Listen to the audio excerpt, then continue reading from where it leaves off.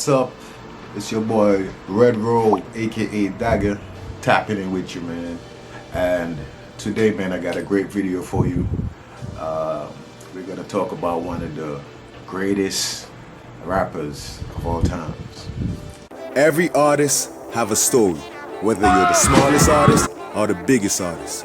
What will define you is your preparation. The great Nipsey Hussle once said, luck is just being prepared at all times, so when the door opens, you're ready. This is my journey. You think I'm playing? Hey YouTube, what's up? It's your boy Dagger, aka Red Robe. Welcome back to the channel, man. And today, man, we're talking about one of the greatest rappers of all times. You know, I've been passionate about talking about the legendary artists over the last couple of videos. One of the legendary artists that I think is most requested by people, that people most request this artist to put music out. I'm talking about Andre 3000. Like, I think that he is the most requested. His features, every time he decides to pop out and do some music, it's fire. You know, I heard him recently on Killer Mike's new album, which is fire, by the way. Killer Mike's new album is fire. We're gonna talk about that in another video. We're talking about Andre 3000, and today I wanna like dive a little bit deeper into why he doesn't want to put any music out. And you know, maybe we can dig a little deeper. We're gonna listen to a couple of clips from interviews that he did and get a more clearer understanding of why, you know, he doesn't want to put any music out. The first clip I want to look at is an interview he did, you know, probably about 2015, 2016, maybe like 8 years ago or so. He did this interview with somebody, I don't remember the name, and he said something very interesting that you just gotta kind of just pay attention to. All right, check this out right here. First, you have to be hip, and the older you get further away from the hipness. I mean, you can know what's going on, but you know, there's always new slang, there's always new rhythms, new patterns, all that kind of stuff. And once you start trying to imitate that thing, I mean, people see it, man. You know, and it becomes embarrassing at a point. And this is just my personal opinion. Like, I just feel like I wouldn't have much to offer, to the game after a certain point. You know, it's like being a boxer.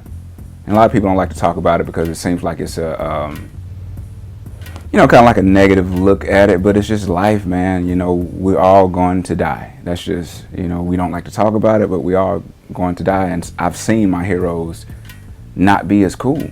All right, so you heard what he said. And what I got from hearing him talking in that interview was a little bit of personal like insecurities, like, like just feeling like you're being stuck in your era. Like when you've been as successful as he was when he was in the peak of his career, like after a while, if you just like feel like you've peaked and you've put out your best work and you're just kind of chilling and enjoying your success,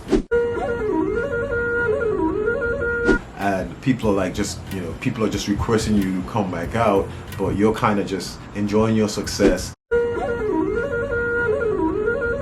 and you kind of like, you like to see what the young artists are gonna come up with. You want to see the young generation do their thing and stuff. So you can see he was already getting in that space where he's like, I think I did my best work before, and there's nothing else I can really offer the music industry or offer musical fans.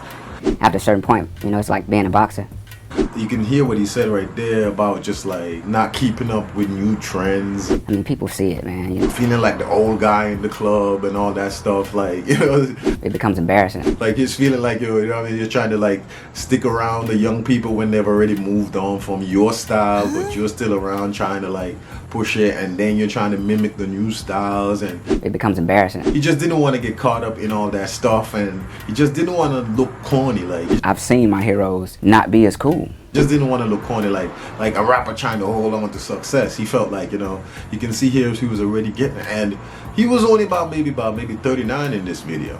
Like, he wasn't even 40 yet. It's life, man. We're all going to die. He was already getting into that mind frame of, I've already done. Feel like I, wouldn't have much to offer, to the game. Enough of the music that I wanted to do in the world, and I really don't have anything else to offer. But I beg to differ. We all beg to differ, man. This dude is dope.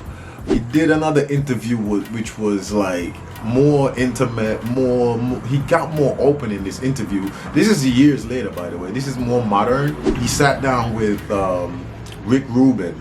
You know, Rick Rubin is like this spiritual guy that's just like, he knows how to get like the deepest thoughts out of your brain. You know what I'm saying? So he sat down with Rick Rubin, and Rick Rubin got a little deeper with him, and Rick Rubin was asking him like deep questions and stuff. Let's take a little bit of listen to what he says here in this clip. Yeah, I've been into a lot of instrumental music now, because I just at a point where sometimes I feel like a lot of lyrics just bombard you, and I know it sounds crazy coming from a rap artist, but I think sometimes sometimes the thoughts just take over, and then not necessarily anything you want to be a part of. You want to party and but I kind of like music that I can have my own thoughts to. Yes. So Beautiful. That's kind of where I've been lately. Beautiful. What's your process like making music these days? Do you make much? Not so much? How would you say? I haven't been making much music, man. My focus is not there. My confidence is not there. I tinker a lot. Mm-hmm. Like I'll just go to a piano and I'll set my iPhone down and just record what I'm doing, move my fingers around and whatever happens. But I hadn't been motivated to do a serious project. I'd like to, but it's just not coming. In my own self, I'm trying to figure out where do I sit. I don't even know what I am, and maybe I'm nothing. Maybe I'm not supposed to be anything. Maybe my history is kind of handicapping in a way. Yeah. And so I'm just trying to find out what makes me feel the best right now. Yes. And what makes me feel the best is when I just do these random kind of instrumental kind of thing. As you can see, like where he started getting into that space of, I don't want to be trying to please the new generation. I don't want to look corny. It becomes embarrassing. I don't want to look like the old guy in the club.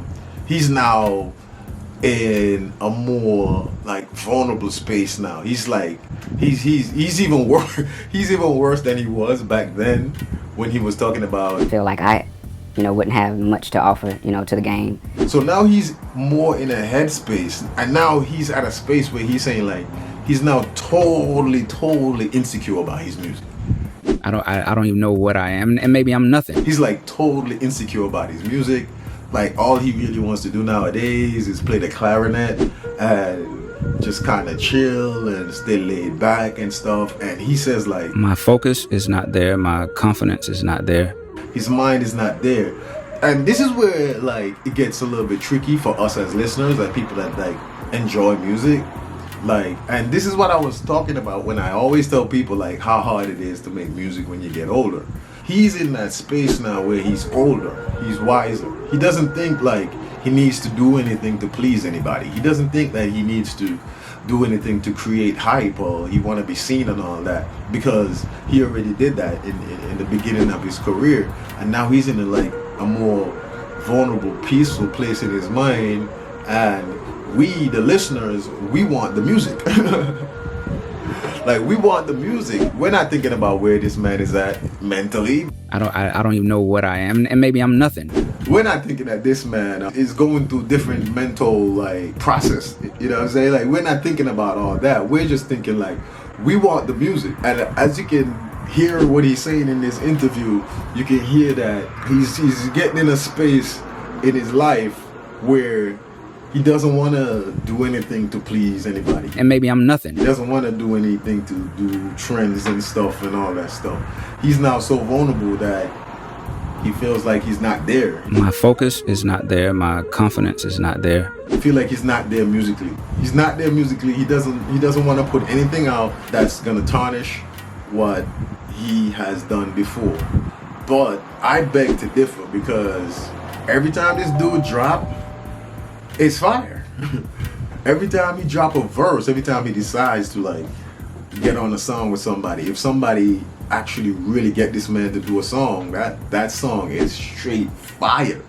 So, you know, his insecurities is just personal. It's just like he's just older. You know what I'm saying? When you get older, man, it just gets weird. You know, it gets weird. And even though you know deep down in your heart that people actually like what you're doing, you're just kind of just in that space in your head where you don't want to do anything to please anybody. You're kind of pleasing yourself at that moment. And pause. You're kind of just pleasing yourself, and you know, like you're not thinking about people at this point in time. So we can see clearly here why he doesn't want to do any music. It's just the fact that he's older, he's a little more vulnerable. Even though we the fans know he's gonna, if he drops something, it's gonna be fire. He's just not there. My focus is not there. My confidence is not there. He's just not there. And as an artist, I understand. Like, if you're not there as an artist to make the type of music that people want from you, I think it's gonna make you have writer's block. I think it's gonna make you fall back from putting out music. So we don't know if he's ever gonna ever put music out, because like he said in that clip, he said he doesn't even know if he's even supposed to be anything. He doesn't even know if he's supposed to be anything. He doesn't even know. Like, he's so far gone now. He's now saying that he doesn't know if he's supposed to be anything. And maybe I'm nothing. So, you know, hopefully he gets it together. Hopefully he finally feels like positive, and he understands how much we love the music that he does and stuff. Hopefully he gets that in his mind and get back in the studio and create some more classic music, because I love his style.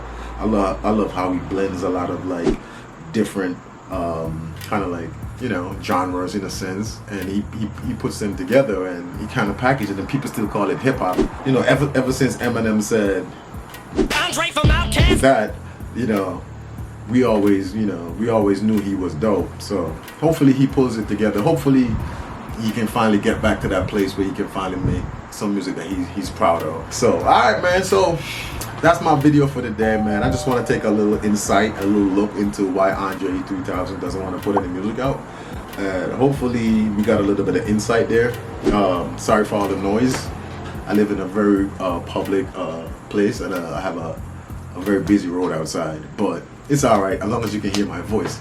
Alright, man, you guys have a great weekend. It's your boy Dagger, aka Red Robe, tapping out one time. Peace and one love.